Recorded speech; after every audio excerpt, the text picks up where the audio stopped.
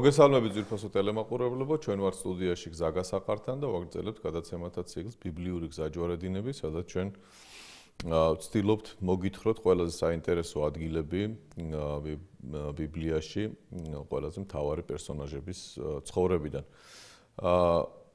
მოგესალმები გიორგი, დიდი მადლობა ამ ციკლის აძღოლისთვის. მოგესალმებით და მადლობა მოწვევისთვის. შევახსენებ მაყურებელს, რომ ჩვენ თხრობა წინა გადაცემაში დავასრულეთ იმ ადგილას, სადაც საულ მეფე თავის შვილებთან ერთად ბრძოლის ველზე გადის და შემდეგ აი ამ ბრძოლის ველზე წინასწარმეტყველების შესაბამისად სამივენი დაეცემიან და ამის შემდეგ მოდის უკვე უშუალოდ დავითს ეთხრობა, როგორ ბრუნდება ის თავის სამშობლოში. მას ასე გიორგი, გავაგრძელოთ აქედან თხრობა, ძალიან საინტერესო თხრობა გველის წინ, იმიტომ რომ დავით მეფე ფაქტიურად უკვე სხვა როლში შემოდის, უკვე მისი მეფობა ასე ვთქვათ, იწყება რეალური მეფობა და საკმაოდ საინტერესოა ეს პროცესიც.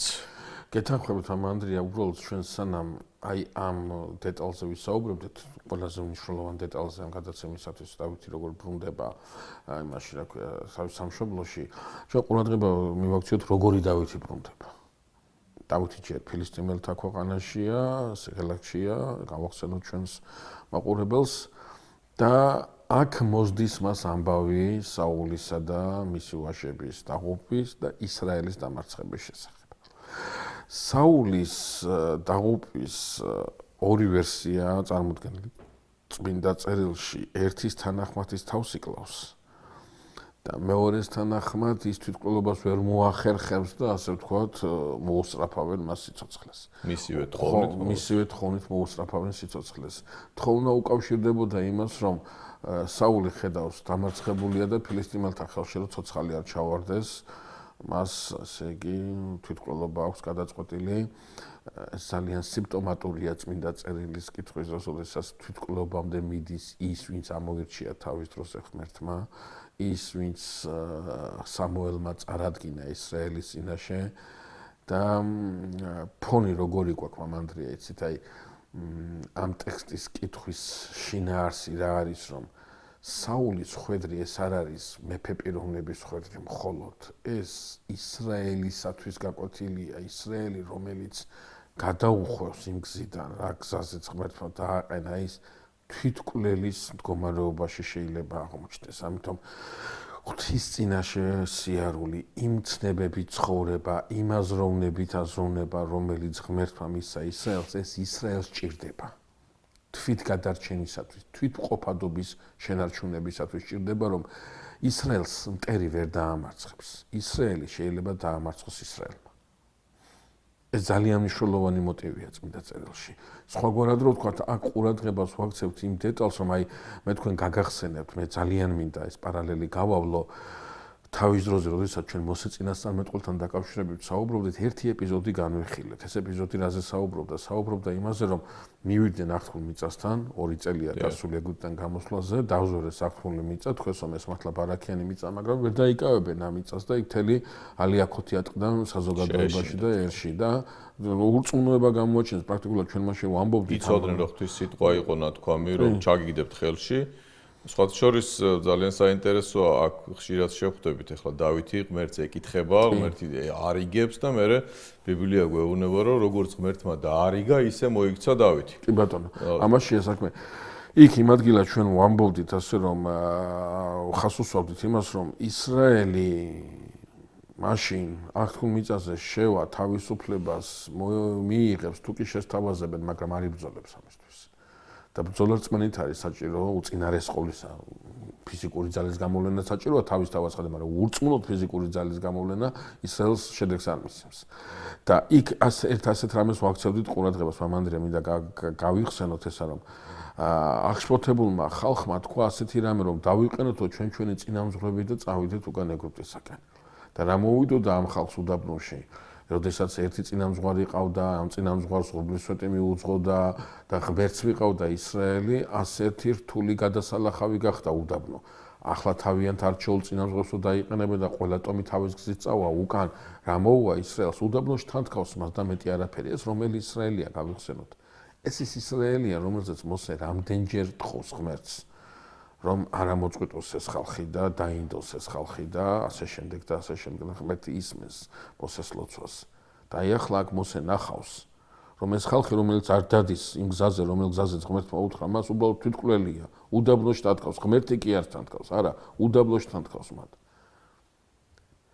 ზუსტად იგივე რამ ხდება აქ ისრაელს ამარცხებს მხოლოდ ისრაელი ეს ჩვენთვის ძალიან დიდი გაკვეთილი უნდა იყოს ჩვენ ხშირად გვაქვს ხოლმე ცდუნება რომ თითი გავიშვიროთ რომ მტერი ძლიერია მტერი არ არის ძლიერი ჩვენ ვართ სუსტი ეს პრინციპულად მნიშვნელოვანი მომენტია დღევანდელობა ძალიან პასუხობს დღევანდელობაზე მაქსაუბანი მამა ანდრია სწორედ იმიტომ რომ ხე წარმოიდგინეთ როგორი სურათია როდესაც მე თიც ვიშვერ და ვამბობ რომ მტერია ძლიერი პასუხისგებლობა მთლიანად გადამაქ ჩემგან გარეთ და ვამბობ რომ აი ის მტერი რო დასუსტება მე გავიმარჯვებ მე ჩემ გაძლიერებაზე არ ვფიქრობ ზრუნავ იმის დასუსტებაზე და მე როგორც სუსტ ძლიერი მტერის დასუსტება არ შემიძლია და რას ველოდები მეორე ძლიერის გამოჩენას რომელიც ახლა ამ ძლიერს დაამარცხებს და მე რა დღეში ვარ ახალი ძლიერის მონაკვთები ახალი ძლიერთან ახლა ახალი ძლიერი რატო იმიტომ რომ კომფორტულია ჩემთვის ვიღაცამ დამიმარცხოს მტერი აი არაკომფორტულია მე გავძლიერდე და მე დავამარცხო ღმერთი მე რო გავძლიერდე ამისათვის საჭიროა მე ცხოვრების წესი გამოვიცვალო აზროვნების ფორმა გამოვიცვალო შეხედულებებს გადავხედო ჩემს ღირებულებათა სისტემას მევხედო რაღაცა პრობლემა აღმოვაჩინო ჩემს თავში საზოგადოების შიგნით ხალხის შიგნით უარი თქვა რაღაცაზე უარი კონფორმიზმზე ბევრ რამეზე უარი უნდა თქვა სიზარმაცეზე გაუნათლებლობაზე უზრდელობაზე ეგოიზმზე ბევრ რამეზე უნდა თქვა უარი რომ საზოგადოება შედგეს და საზოგადოება შეძლოს მართოს თავისი მომავალი მოდი აქვე ვთქვათ რომ მანამ სანამ ადამიანი საფრთხო განგებულებას როგორღაც გაიგებს შეიტყობს ყურს მოკრავს რაღაც გულში გაევლის მანამდე აშკარა სიმახინჯეები უნდა გამოასწოროს თავის თავში აშკარა ვნებები უნდა დათრგუნოს იმისათვის რომ ადგილი გაჩნდეს საფრთხო სიტყვისათვის იმიტომ რომ როგორც ხმაურიან გარემოში ფრთხილად და ჩუმად ნათქვამის სიტყვა არ მოისმინება სანამ არ ჩაეხშობა აი ეს ხმაური ისე ადამიანის სულშიც ღმერთი არ ძალადობს ფრთხილად და შენი ნების დაცვით მიგანიშნებს მაგრამ არ გესმის იმიტომ რომ ისეთი ამბავია შენ სულში და გონებაში რომ ამისთვის არ რჩება ადგილი და ვიდრე ადამიანი ამებს არ გადალახავს მანამდე საფრთხო განგებულსაც ვერ მიხვდება და აი ასეთ ალიაკოთში უწევს ცხოვრება ეს გზა აქვს ალბათ გასავლელი ადამიანს იმისათვის რომ შემდგომში მე ერთობაზეც იზრუნოს, საფრთხო განგებულებას მისდიოს, გამოიკულიოს ეს და ძალიან საინტერესო გამყარებული ამით. ძალიან საინტერესო რამეს ამბობთ მანდრია ვინაიდან ახლა ცოტა სიტყვა კი გაგვექცა, მაგრამ ეს ამ თემას უკავშირდება მაინც რომ ქრისტიანული ასკეზურ გამოცდილებაში ქრისტიანულ ასკეტურ ლიტერატურაში ძალიან ხაზგასმულად ხდება თემა აი ამ სიმშვიდის შესახებ. აი მაცხოვარი ერთ-ერთ ნეტარებას მშვიდს განუკუთვნებს, იმიტომ რომ სიმშვიდე არის ის რომლის შედეგადაც ადამიანი ისმენს ღმერთისას, სანამ შინაგანი სიმშვიდე არ იქნება მოპოვებული, ეს ხმა არ ისმის. ჩახშობილი არის. განა არ გეუბნება, მაგრამ არ გესმის. არ გესმის, ამიტომაც ძალიან საინტერესოა, რომ პირველი ნაბიჯი, აი დაცემისაკენ მავალი, აი სტრუქტურულად რო წარმოვიდგინოთ, პირველი ნაბიჯი ეს არის, როდესაც გული არის გაუგუნურებული. უგუნური გული რო აქვს. მერე იწყება გულმა ვიწყება, მერე იწყება გულის გაქვავება, მერე იწყება გულის სიყრუე, ანუ ეს ეტაპები არის, რომელიც თავის თავში გულისხმობს იმას, რომ ადამიანი ცილდება იმ მაცხონებელ და იმ სანეტარო ხმას, გზას, აზროვნებას, რომელიც მისი ბედნიერებისთვის არის განკუთვნილი. ეს ასეა საზოგადოებაშიც. საზოგადოება, რომელიც არ არის მიმართული ურთიერთმშვიდობისაკენ, ურთიერთპატივისცემისაკენ და არის სულ შფოთი, არის სულ მტრობა, არის სულ გაუტარლობა, იქ არის მის გონიერი სიტყვა, ან ისმის და არ ისმინება. ეს უნდა იცოდეს ისრაელმა. ისრაელმა უნდა იცოდეს საულის მაგალითი ეს ისრაელისთვის მაგალითია. ისრაელს მხოლოდ ისრაელი აჯობებს. საულს მხოლოდ საულმა აჯობა. საულმა დათრგუნა თავისივე მეფობა. გამოგლიჯაო შენ ღმერთმა მეფობა დღეს და სხვას მისსაო ის ეტყვის თავის დროზე სამუელი. ეს ორი ვერსიაც საულის სიკვდილისა მან მოახერხა თვითმკვლელობა თუ ვერ მოახერხა და ვიღაცა მოუსწრაფა სიცოცხლე. თავის თავში გულისხმობს ამ დეტალსაც, რომ ასე ღვთისაგან მოცემული მცნებები თუ არ იცხოვრებ, შენ ყველა შემთხვევაში შენი აზროვნება იქნება მთხოვნელი ვიღაცისა დაგეცეს და მოკლას, ვინაიდან იმასაც კი ვერ ახერხებო შენი თავი მოსპო. იმდენად უსუსური, იმდენად გაუსაცილ მდგომარეობაში ხდები. აი ეს ორი ვერსია, რომელიც წმინდა წერილშია წარმოდგენილი, ერთის თანახმად საულს მიზანში ამოიღებენ მშვილდოსნები, ფილისტიმელი მშვილდოსნები და მძიმედ არის დაჭრილი, ხედავს მისკენ მოდიან ეტლები და საული შუბს დაეგება, ჯერ საჭურვად პირთავს თხოვსო მოკლას და ის ვერ გაბედავს და ხელს ვერ აწევს უფლისწყებულზე და თვითონ დაეგება შუბზე და მოკვდება. და მეორე ვერსია, რომელიც ცოტა მოგვიანებით გაჟღერდება და კონტექსტი ვნახოთ აი ამ მეორე ვერსიისა. დავითთან მოდის ვიღაცა ამალეკელი ხიზანი, რომელიც გამოქცეულია ომიდან, ტანისამოსი აქვს შემოგლეჯილი და მოირბენს მეფე დავითთან. ომის ამბების საუწყებლად. თავისთავად ცხადია, დავით სხვა წყაროც ექნება იმისა, რომ გაიგოს რა მოხდა ფილისტიმიასა და ისრაელს შორის ამ სამხედრო დაპირისპირების შედეგად, მაგრამ ჩანს დავითთან მაყურებელს შევახსენოთ, რომ ამ დროს დავითი ფილისტიმელებში ცხოვრობს და როდესაც მიდიოდა ეს ჯარი, ლაშქარი მიდიოდა საულთან საბრძოლველად, დავითიც აპირებდა წასვლას. მოდმერე მათ თვითონვე თქვეს უარი, რომ დავითის ჩვენთან ყოფნა არ შეიძლება, იმიტომ რომ შესაძლოა გვიღალატოს. ეს იყო ძალიან დიდი საჩუქარი დავითისთვის. რა თქმა უნდა, ხო, ალბათ ესეც საოცარი რამე არის, დავითს გამოუვალი მდგომარეობა ჰქონდა, უნდა წაყოლოდა მათ თუ რა იყო, როგორ მიდიოდა ამ ომში, თქვა თავისი ხალხის წინააღმდეგ, მაგრამ ბიბლია ამას გვეუბნება, რომ თვითონვე დატოვეს დავითი. ხო, თავისთავად ცხადია დავითი თავის ისრაელის წინააღმდეგ მახულს არ გაეშიშლებდა და ფილისტიმელებს მოუტრიალდებოდა. სწორად მიხვდნენ. ხო, არ უნდა წაეყვანოს დავითს. კი ისევე როგორც მაცხოვრისას ისმენენ და ეუბნებიან, რომ შენ კეთილი საქმეებისთვის კი არ გდევნი თუ არამედ თავი ღმერთის სწორად კი ყოფიეს, რომ მიხვდნენ, რომ ვისაც ელაპარაკებოდნენ, ზუსტად იცოდნენ.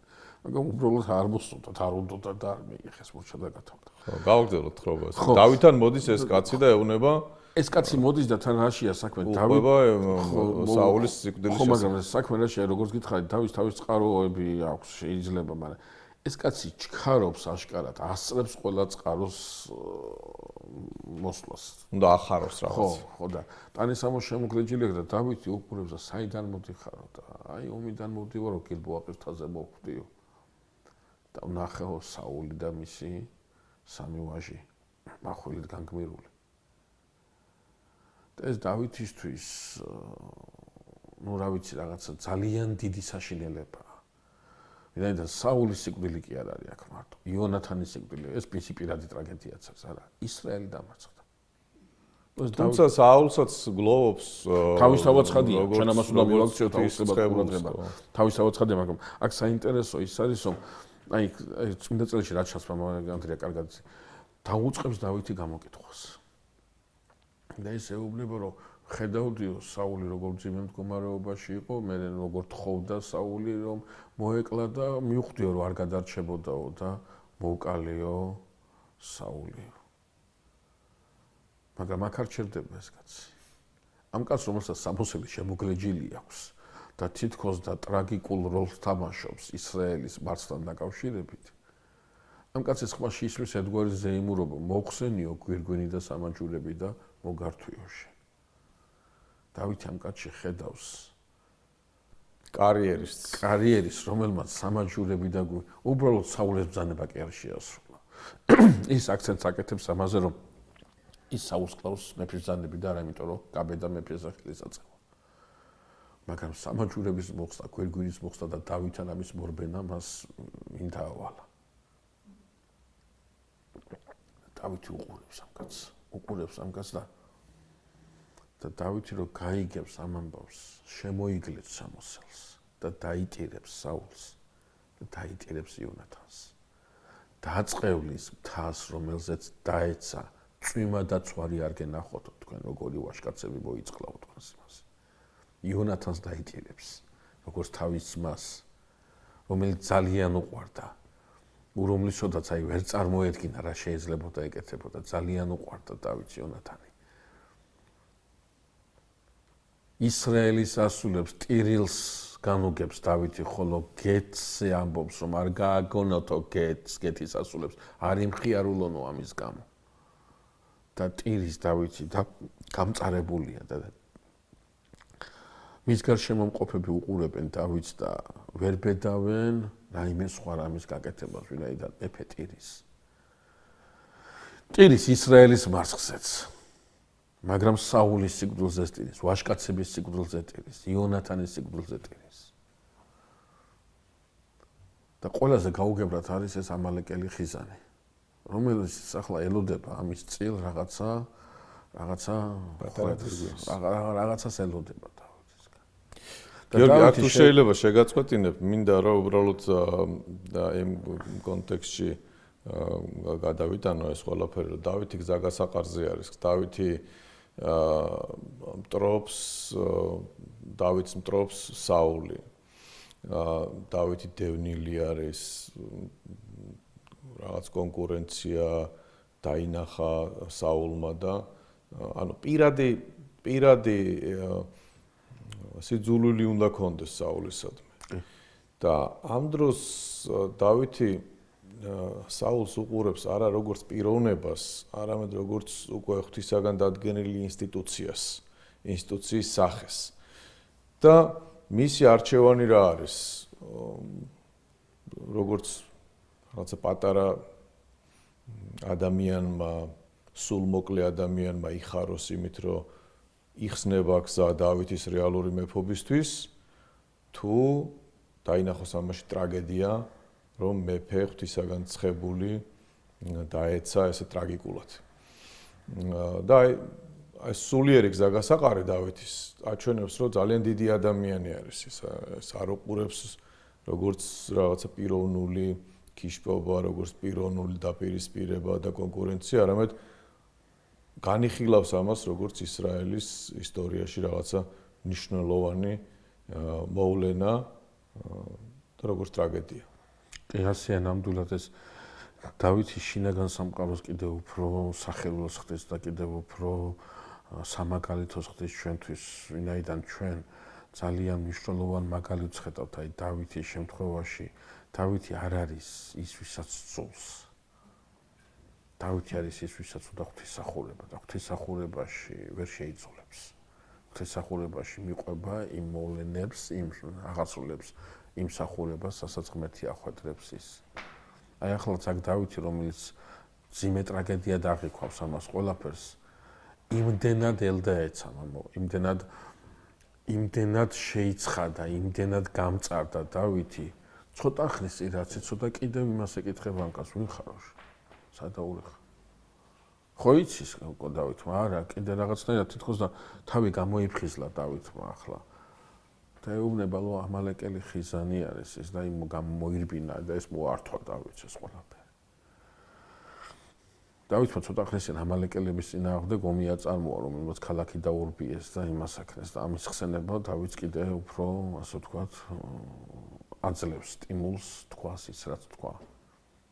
მხოლოდ იმიტომ რომ გაბედე უფლის ხებულზე ხელის აღმართვა და ფიქრობდი რომ აქ რაღაცა სასიხარულო ამბავი მოქონდა ჩემთან.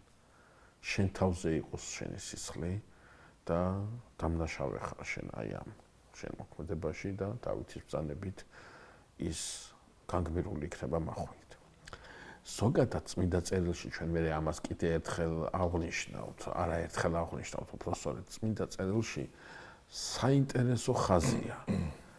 მეფის მკვლელი აუცილებლად მსგავსი სასჯელით ისჯება. მეფის კვლელზე ზოგადად ეს ის მახვილი აღმართოს მახვილი თუ დაეცემა ეს ასია მაგრამ ახლა ბიბლია ხო ყველა იმაზე არის ლაპარაკობს თავარ ხას მისდევს ხო და ამ თავარ ხასში ნუ სამეფო ისტორიის დროს თავის თავაცხადია მეფეებზე აკეთებს ეს აქცენტს და ბიბლიაში ჩვენ ვერ ხვდებით აი მეფეზე ხელის აღმართველს რომ ის იყოს რა ქვია ასე ვთქვათ ეპატიოს ეს ყველაფერი არ აქვს მნიშვნელობა ეს მეფე როგორი იყო არ აქვს ამას მნიშვნელობა წმინდა წერილი გვეუბნება ასეთ რამას რომ გალაადის მაცხოვრებლები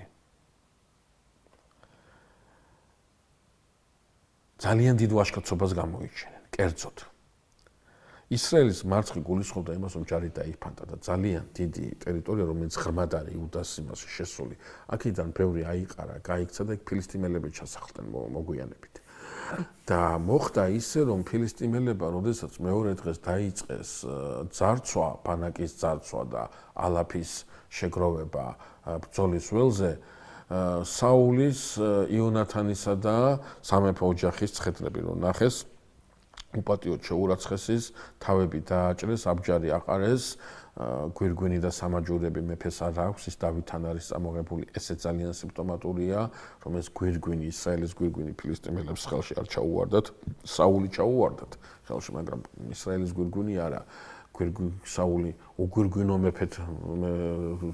მეფის გვამი წაიყო მტერმა თორე გვირგვინიანი მეფე დარჩა ისრაელში მაინც ხო ისრაელისათვის ის ფიზიკურად ახლა ჯერ არ არის მაგრამ შინაარსობრივად ეს ასია და ეს აბჯარი აშტაროთის ტაძარში დაალაგეს სხვენი როგორც ალაფი წამოღებული ბრძოლის ველი და რომელიც თავიანთ ღმერთს მისცეს და შესწირეს და ეს გვამები მიაჭედეს ქალაქის კედელზე ნიშნად ძლევისა და ნიშნად იმისა რომ ისრაელმა მაბატით ფილისტიმელებმა სლიეს ისრაელს აი გალაადის მაცხოვრებელმა იაშბეშის მაცხოვრებლებმა რამდენიმე ადამიანმა დელეგაციით შეძლო ამ გვამების მოპოვება წაიღეს დაწვეს ეს გვამები შეურაცხყოფი იყო გახწნილი იყო უკვე ძლიერ და სანამ ასე ვთქვათ მიაბარებდნენ თავის განსასვენებელს დაწვეს ამის გამო ძვლები დამარხეს და 7 დღე მარხულობდნენ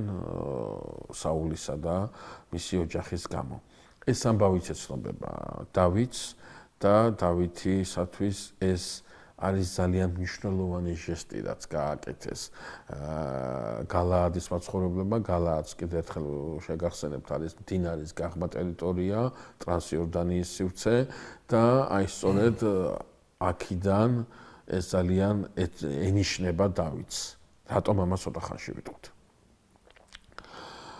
დავითმა ჩაატარა სამხედრო წვრთნები თავის იმ ჩარში რომელიც მას ექვემდებარება ვინაიდან ის უკვე გეგმავს აქტიურ ქმედებაზე გადავიდეს ის უკვე უნდა წარდგეს როგორც ცხებული უფლისა ისრაელის წინაშე ამისათვის დავითმა მთელი რიგი რაღაცა ნაბიჯები უნდა გადადგას პირველი რასაც აკეთებს დავითი ეს როგორც თავის დროზე გაწინასწარმეტყველმაც უთხრა არის ის რომ იუდას ტომის უხუცესებს უგზავნის ასე ქვია რაღაცა ძღვენს და ეუბნება რომ რასელოდებიან ხელი შემშლელი აღარაფერია იმისათვის რომ დავითი იუდას ტომისათვის დავითის ჩამოსვლა ეს არის არც მეტი არც ნაკლები ისრაელის ისტორიაში ახალი ფურცლის დაწყება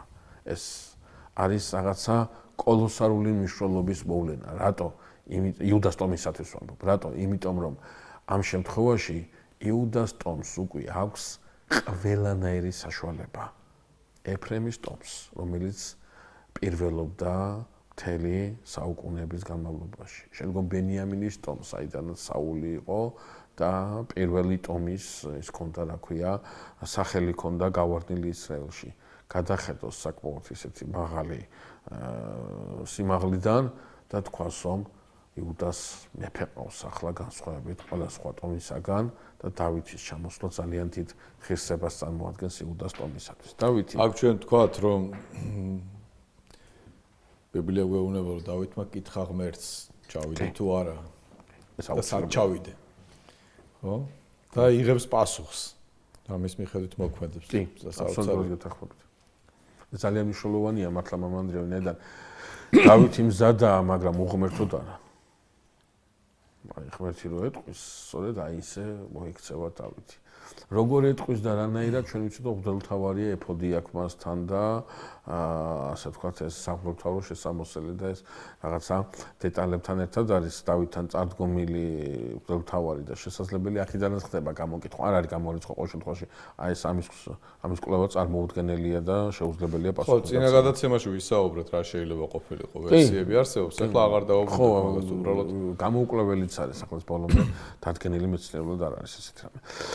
დავითის ჩასვლა იუდაში მოხდება ქებრონში მისვლით. ქებრონში დავითს მეორეჯერ სხებენ მეფედ. 7 წელი და 6 თვე იმეფა დავითმა იუდას ტომს.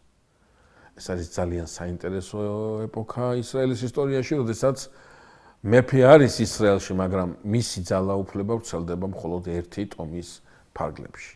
დავითი ამას ხედავს, დავითი ამას უყურებს და დავითი როგორც მომავალი მეფე გაერთიანებული ისრაელისა, ჯერჯერობით ის მხოლოდ იუდას დედაქალაქშია, ქებრონშია წარმოდგენილი, იღებს გარკვეულ ზომებს და ეს ზომები უკავშირდება იმას, რომ უწინარეს ყოვლისა ტრანსიორდანიაში აგზავნის გალაადის მაცხოვრებლებთან მოკითხვას, აქებს მათ იმ ვაჟკაცობისათვის და იმ ერთგულებისათვის, რაც საულის და მისი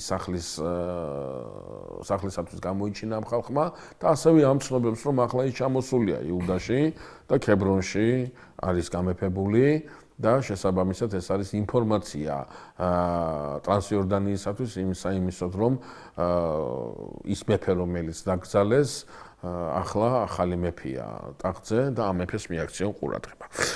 ეს გზავნილი გალაადის მაცხოვრებლებისათვის ბევრ რამეს უნდა ნიშნავდეს. პირველ რიგში უნდა ნიშნავდეს იმას, რომ საულის სახლის პატივისცემა დავითისაგან მადლიერებას იწვევს და არა სიტყვაზე ვთქვათ დაპირისპირებას, როგორ გაბედეთ თქვენ ჩემ მტერს, ასეთი პატივი ეცით. პირიქით, მადლიერია დავითი ამისა.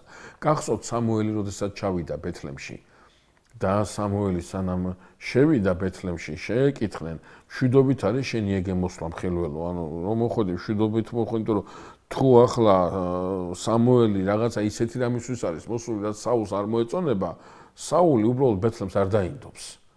უბრალოდ არ დაინდობს ბეთლემს ისე როგორც ჰეროდემ არ დაინდო თავის დროზე და ამოწყვეტა ჩვილები. ხო, უბრალოდ იმას ისავს, ცეცხლით მოწავს იქაურობას. შესაბამისად, ტრის მიღების, ტრის შეწყალების, მანდამ ტრის მიუღებლობის და მისგან განდგომის დეტალები ძალიან მნიშვნელოვანი იყო მაშინ.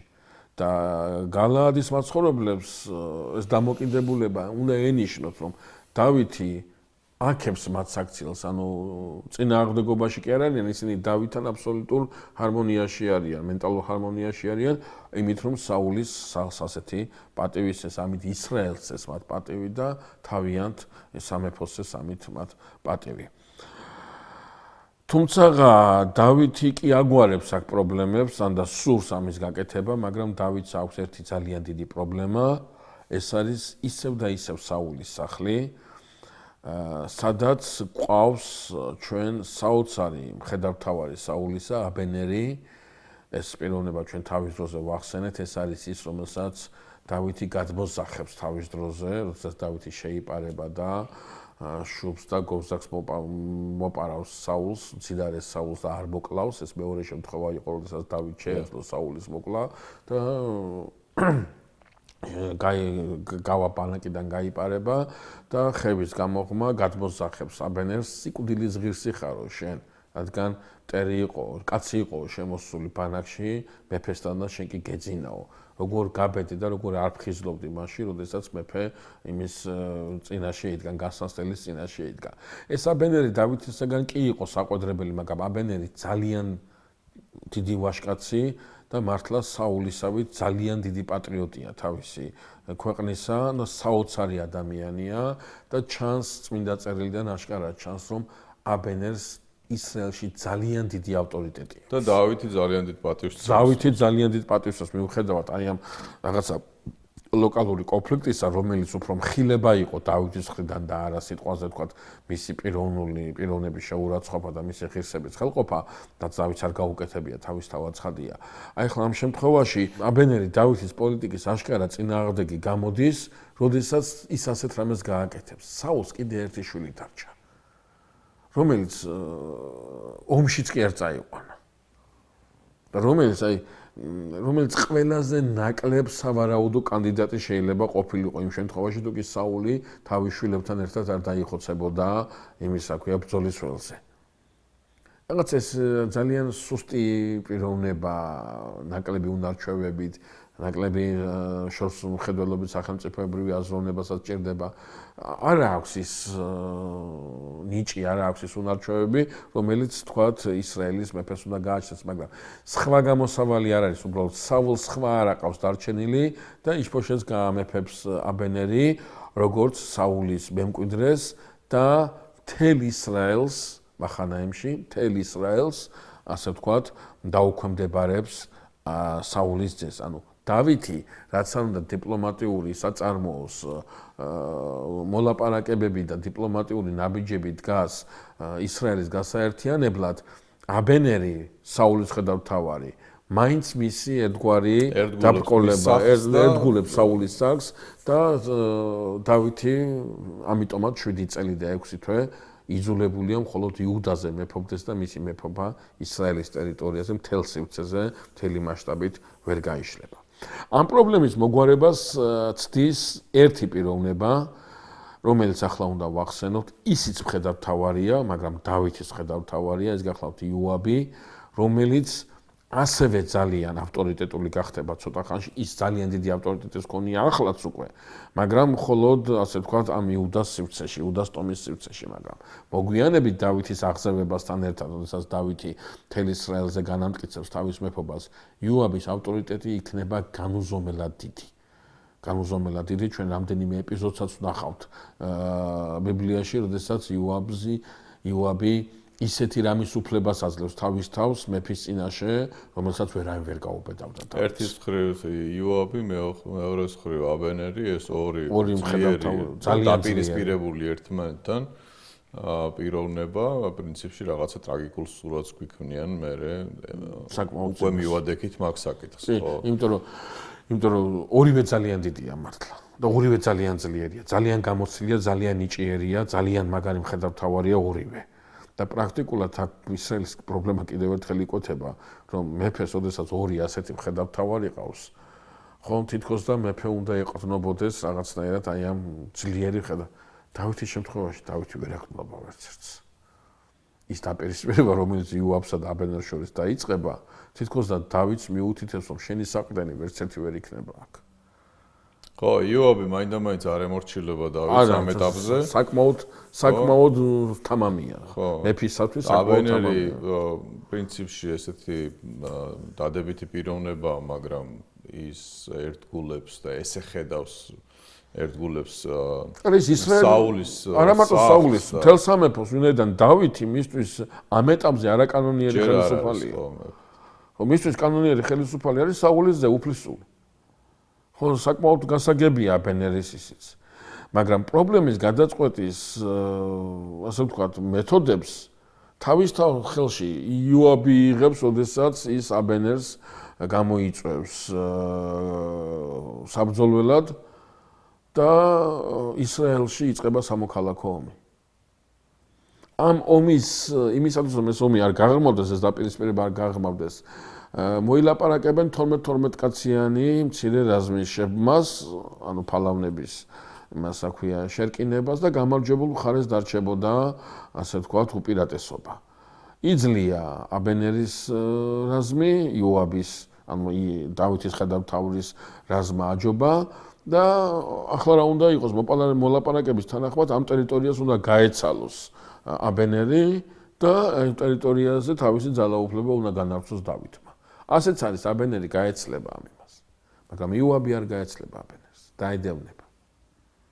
დაედევნება და აი აქ წმინდა წერილი ამას ხაზგასმით ამბობს, რომ სისხლის ზღვა, რომელიც გაგრძელდა და გაღრმავდა, ეს არის არა იმის გამო, რომ აბენერი იცავს კანონიერი მემკვიდრის უფლებებს, არამედ იმიტომ, რომ იოაბისათვის აბენერი აბსოლუტურად მიუღებელია მაშინ, როდესაც უკვე დავითია მეფე იუდაში. აბენერი ეს არის ის, რომლის შემთხვევაშიც იოაბი თავს ვერ გამოიჩენს ვერანაირად. ის ყოველთვის მიჩნილში იქნება. შეიძლება იოაბი არანაკლები ნიჭით არის დაჯილდოვებული, არანაკლები ვაჟკაცია, არანაკლები მეომარია აბენერთან მიმართებაში, მაგრამ აბენერის ავტორიტეტი რომ მოიპოვოს ისრაელზე, მას დიდი დრო და დიდი ისჭირდება, რა ქვია, ბრძოლა ჭირდება ამისათვის. ამიტომ აბენერი მის ჩვენ მე შემდგომში ვხედავთ, რომ აბენერი დავითს თავაზობს უკვე რომ ლაპარაკოს და ამ დროს იოაბის ამოცანაც ეს არის, რომ დავითი გაამეფოს და აქ ანუ გამოდის, რომ შესაძლებელი არის აბენერმა ამ თავის დიპლომატიური სვლით ამ ტრაფეის აღება და ასტროს კიდევაც და უფრო მოხერხებულად გააკეთოს. საკმაოდ ეს არის. უფრო ხელსაყრელ პირობებში არის აბენერი ამ დროს. უბრძოლულად შეიძლება რომ ჩააბაროს მეფეს. ძალიან ხო ცოტა მოგვიანებით არის, მაგრამ ახლა ამ ეპიზოდში საინტერესო არის ის, რომ იოაბი დაედევნება აბენერს. არ უნდა დაედევნოს, მაგრამ დაედევნება. და იოაბის ორი ძმა მოხსენიებული, ერთი აბიშაი, მეორე ასაელი. ეს აბიშაი რომელია, მამანდრია, იცით ჩვენ მსმენელებს გავახსენოთ, რომელიც დავით შეყვა საულთან, როდესაც აი ეს შუბი და ის მოპარა აბენერს რო ეძება. აბიშაისთან ერთად იყო მაშინ. და ესენი დავითის ნათესავები არიან. სამივე. არის დავითის ნათესავები არიან ისინი. ბეთლემიდან არიან იესეს. ანუ ესე თქვა მინდა მე რომ ეს ასაელი არის საკმაოდ ჩქარი მასე ის ეთყობა და ის საკმაოდ ჩქარა დარბოდა და დაეწია აბენერს და აბენერი გამოზახებს და ეთყვის ასაელ შენახარო და კი მე ვარ თავისთავად ხადია სიმბოლური ენაა ბიბლიის. ნუ მომდევო. მე შენ ძმას რა უთხრავთ, დაგაკლავ ახლა მიწაზე და შენი სისხლის გამო შენ ძმას. ანუ რასაც აკეთებ ეს დაპირისპირებას გააღრმავებს და გაჩერდი, მე ხო მირბივარ, მე გავიქეცი, მე დავთმე ეს ტერიტორია. შენ ნუ მომდევ მე. მაგრამ ასელი არ გაჩერდება, რატო? იმიტომ რომ ასელი გაჩერდეს, მაშინ იოაბი მოთხოვს პასუხს. აქ ამ დაპირისპირების პრინციპი იყო, რომ აბენერი უნდა მოკვდეს. ესა აქ თავარი. და როცა არ მოიშვა ასელი აბენერს მოუტრიალდება აბენერი და ეწია თავისთავად ცხადია და დააკლავს ასაელს მიწაზე და დევნა გაჩერდება ამით სწორედ რომ მიდიოდნენ და ასაელს ხედავდნენ კუთარი ეგდო მიწაზე აღარ აგძელებდნენ ცხედართან ჩერდებოდნენ და ეს ცხედარი გახდა გამარჯვებული. აბენერი გამოძახებს იოაბს და ეთქვის როდემდე უნდა ჭამდეს მახვილი, ხო, როდემდე უნდა ჭამდეს მახვილი და როდემდე უნდა ხოცო შენი მოძმეები. კი, მაგრამ იოაბს მახვილის ჭამის მადა გაუძებული აქვს ვინაიდან.